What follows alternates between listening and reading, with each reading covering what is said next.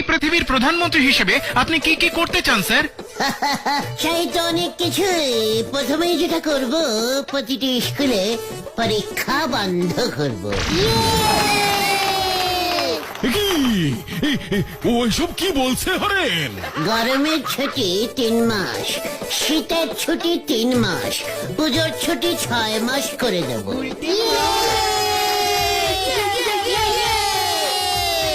বাহ বাহ, শিক্ষায় এক নতুন দিক খুলে যাবে। আর কি করতে চান স্যার? ভাবছি টাকা সিস্টেমটাই তুলে দেবো। এই টাকাই যত নষ্টের গোড়া। টাকাও থাকবে না, ঝামেলাও থাকবে না, গরিব বড়লোক সব সমান সমান হয়ে যাবে।